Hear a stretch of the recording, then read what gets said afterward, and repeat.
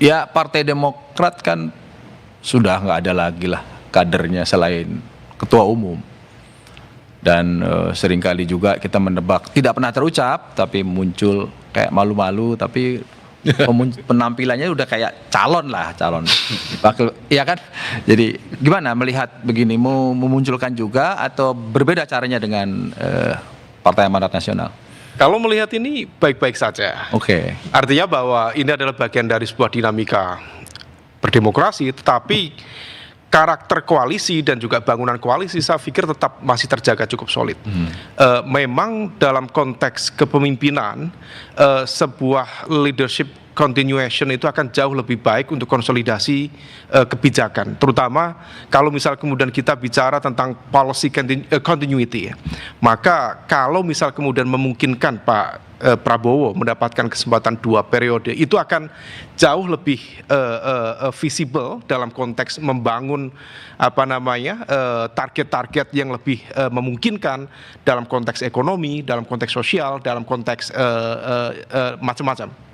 Nah, maka di level itu gagasan atau ide untuk menghadirkan 2 periode Pak Prabowo itu sangat logik, politically logik.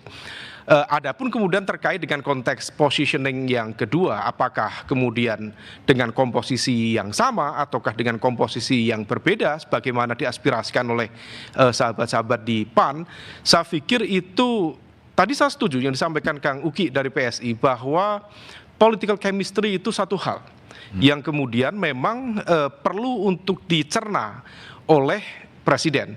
Karena dalam sistem presidensial memang akuntabilitas kekuasaan tertinggi berada di tangan Presiden.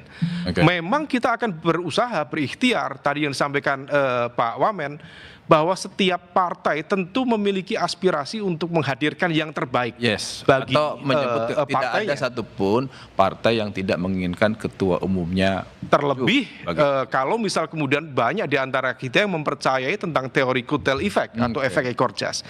Tetapi bahwa itu menjadi sebuah otoritas yang tidak mungkin diintervensi dalam konteks pemilihan, bahwa kemudian Presiden memiliki kewenangan untuk kemudian memilih, tentu dengan berbagai kalkulasi yang ada, mulai dari elektabilitas, ideologi, kemudian cara pandang, visi, misi, sampai kemudian hal-hal yang barangkali terkait dengan idiosinkratik. Bagaimana latar belakang yang bersangkutan, apakah bisa memberikan impact atau efek elektoral yang signifikan, itu semua akan diuji. Nah, proses pengujian itu tentu bisa melewati 2 hal. Pertama, dalam konteks menghadirkan pola komunikatif. Jadi ada ruang dialogis yang dibangun di dalam internal koalisi, atau barangkali Presiden dalam konteks ini Pak Prabowo memiliki ijtihad yang lebih kuat untuk menentukan ABC dengan kalkulasi, dengan perhitungan yang lebih matang. Dari penjelasan Mas Umam ini saya makin yakin bahwa Ketua Umum AHY sedang menyiapkan untuk kursi yang lebih. Semua pihak tentu menyiapkan. Kan tentu kita berharap yang terbaik. Ini kan kita semua bisa membaca. Saya mencoba ini bukan menyimpulkan, tapi melihat udah betul berarti. Nah, sebelum ke Mas Huda, kita sama-sama mendengarkan pernyataan Presiden Prabowo waktu itu nyari-nyari Ketua Umumnya Mas Huda. Kita dengarkan dulu. Tapi di sini koalisi kita kuat kan? Ketua partai semua ada di semua ya? Partai. Ada. Ketua PKB ada? Oh. Kayak Pak PKB yang harus diawasi terus ini. Loh, Mas Huda. Itu apa maksudnya? Gini sengaja. Jadi ini kan semua partai koalisi nih. Kan semuanya kan dibilang kita sama semua nih soal mendukung Prabowo bahkan dari awal, ya kan? Tapi khusus partainya Mas Ketua Umum dia sampai dicari, diawasi. Apakah ini yang membuat kemudian Caimin itu kemarin menyatakan langsung mendukung atau ada apa sih dicari-cari? Saya nggak tahu persis, tapi ini persepsi kami. Berarti yang PKB ini sesuatu di mata Pak Presiden. Dan sejarahnya memang betul ada kan, sempat lontang-lontung bersamaan kan gitu kan. Setahun kita bareng. Sebelum Mas Anies Viva Yoga datang. Gimana Mas, kalau PKB melihatnya satu, jadi atensi dari Presiden, ya karena memang sejarahnya pernah berpisah dengan Pak Prabowo, meskipun begitu pemerintahan terbentuk kembali lagi dengan Pak Prabowo gitu kan sampai sekarang. Sebenarnya ada 3 hal catatan di kami ya. Dulu di saat kami mencalonkan Gus Muhaimin sebagai calon wakil presidennya Mas Anies, kami merumuskan banyak agenda waktu itu. Agenda ini bagian dari evaluasi kami kira-kira 15 tahun terakhir pemerintahan yang ada di Indonesia.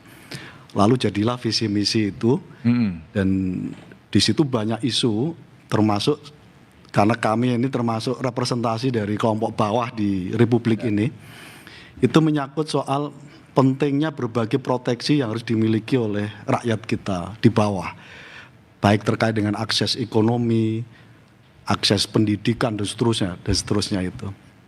Nah, setelah kami diajak Pak Prabowo bergabung, dan Pak Prabowo menyampaikan dalam 3 kali forum resmi official PKB, menyampaikan bahwa beliau punya cita-cita ingin merubah sistem ekonomi kita di tengah liberalisme ekonomi yang sangat nggak terkendali ini, kembali apa yang kami sebut sebagai ekonomi konstitusi, yaitu pasal 33 Undang-Undang Dasar kita, itu yang lalu menjadi salah satu refleksi pertama.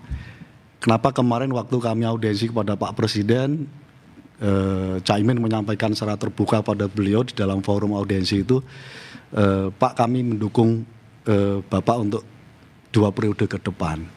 Jadi semangatnya salah satunya adalah karena Pak Prabowo komitmen dan konsisten 1 tahun ini akan membawa perubahan sistem baru kembali kepada ekonomi konstitusi. Itu yang pertama. Yang kedua, saat yang sama kita ingin jalannya pemerintahan ini efektif dan produktif. Itu butuh soliditas yang kuat dari partai-partai koalisi, dan karena itu semangat supaya ini tidak berjalan di tengah jalan atau berhenti di tengah jalan pemerintahan Pak Prabowo yang sudah meletakkan, bahkan disebut oleh Caimin tambah lagi 5 tahun ya, pas 10 tahun gitu kan.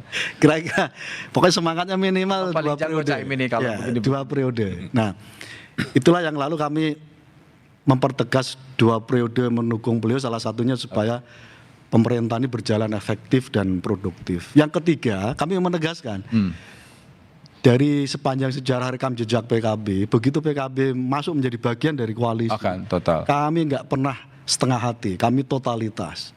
Nah, karena itu kira-kira jokes dari Pak Presiden itu kira-kira karena kami memang lama nggak pernah gabung. Karena ada kalimat beliau. Perlu diawasi itu loh.